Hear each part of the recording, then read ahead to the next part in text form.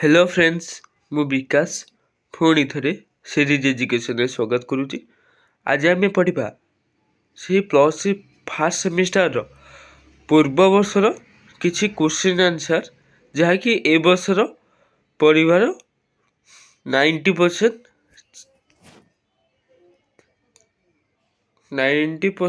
ଅଛି। ଓକେ, ଦେଖ ପୂର୍ବ ବର୍ଷ କ୍ୱେଶ୍ଚିନ୍ ଏଇଟା ହେଲା। ଏଥିସାନ୍ ଭ୍ୟାଲୁର 25 ମାର୍କ।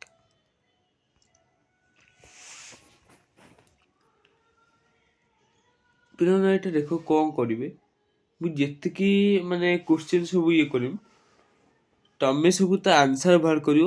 ମୋ ପାଖରେ ଅଛି କିନ୍ତୁ ମୁଁ ଦେବିନି, ତମେ ବାହାର କରିସାରିଲା ପରେ ମୁଁ ଯାଇକି ଦେବି।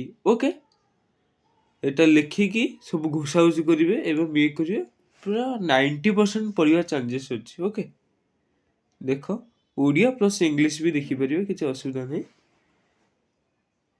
PCPNDT ବ୍ୟାଖ୍ୟା କର। ଓକେ,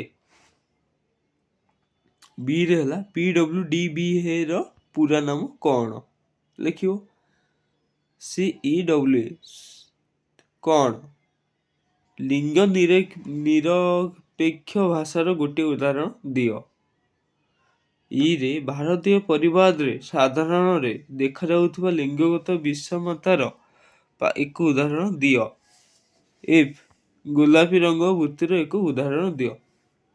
ସମୁଦାୟ ତମେ 5ଟା କରିବ।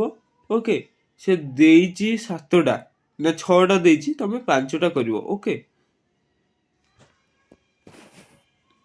এটা ପାର୍ଟ 1ରେ ଗଲା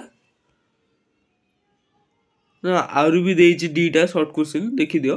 ଅକ୍ଷୟ ତୃତୀୟା ତିଥିରେ ଭାରତର କେଉଁ ରାଜ୍ୟରେ ସାମୂହିକ ବାଲ୍ୟ ବିବାହ ପ୍ରଥା ଦେଖାଯାଇଥାଏ?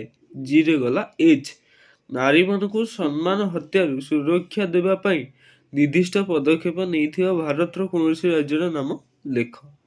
ବୁଝିଲ, ସମୁଦାୟ ଦେଇଛି 6 2 8ଟା କ୍ୱେଶ୍ଚିନ୍ ଦେଇଛି। 8ଟା ସମୁଦାୟ 5ଟା କରିବ, ଯେଉଁଟା ତୁମକୁ ସହଜ ଲାଗିବ ସେଇ କ୍ୱେଶ୍ଚିନ୍ ଆନ୍ସର୍ କରିବ। ଓକେ, କିନ୍ତୁ ପିଲାମାନେ ମୋ କହିବା କଥା କି ତମେ ସବୁ ଯାକ କହିଦେବାଟା ହିଁ ଭଲ, କିନ୍ତୁ ପରୀକ୍ଷା ଯେଉଁଟା ଆସୁଛି ଆସୁ। ଓକେ,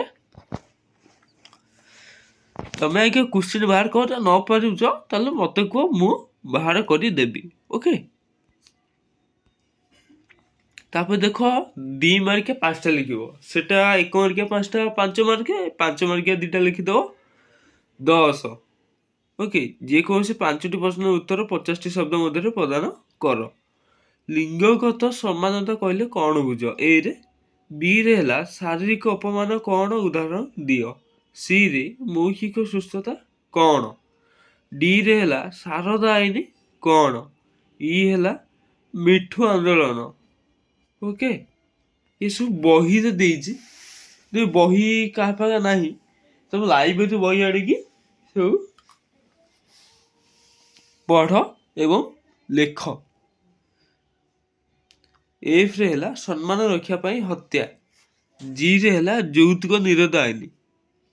ଓକେ,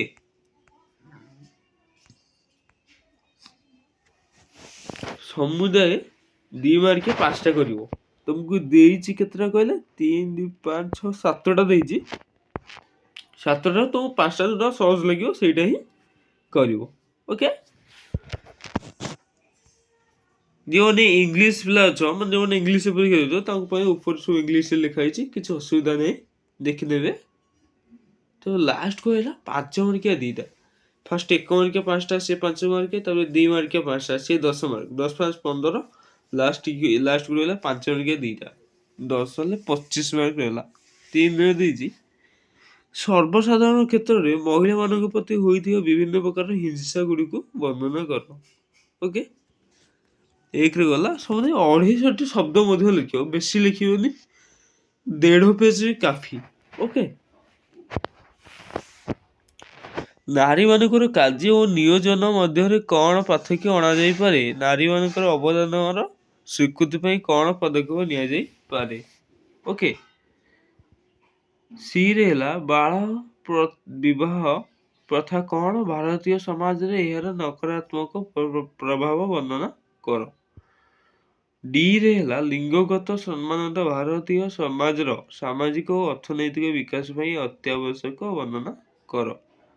ଇରେ ହେଲା ସାମ୍ପ୍ରତିକ ସମାଜରେ ନୈତିକ ଅଧପତନର କାରଣ ସବୁ ଉଲ୍ଲେଖ କର ଏବଂ ଏହି ପରିପ୍ରେକ୍ଷୀରେ ନୈତିକ ଶିକ୍ଷାର ଆବଶ୍ୟକତା ଆଲୋଚିତ କର। ସମୁଦାୟ ଲଙ୍ଗ କୋଶ୍ଚିନ୍ ଦେଇଛି ତମର 5ଟା, 5ଟାରୁ 2ଟା କରିବ। ଓକେ, ମୁଁ ଯୋଉ ପଢେଇଛି ତମର ତା ଭିତରୁ ଯାହା ବି ହେଲେ ଲଙ୍ଗ କୋଶ୍ଚିନ୍ ଆସିବ ପାଖାପାଖି 4ଟା ବେଳେ କମ୍ପଲସରି ଆସିବ, କି ତା ଭିତରୁ ତମେ 2ଟା ହିଁ କରିବ। ଓକେ, ସେଇଟା ହିଁ ଭଲ ଭାବରେ ଦେଖିନିଅ। ମୋ ଭିଡ଼ିଓର ପ୍ଲେ ଲିଷ୍ଟ ସବୁ ଅଛି ଏଠିସାନ୍ ଭ୍ୟାଲ୍ୟୁର, ଦେଖିନେବ ହେଲା। ଏଇଠି ଭିଡ଼ିଓଟି ସରିଯାଇଛି। ଜୟ ଜଗନ୍ନାଥ। ସବୁ ଷ୍ଟପ୍ କରିକି ଦେଖିନେବ।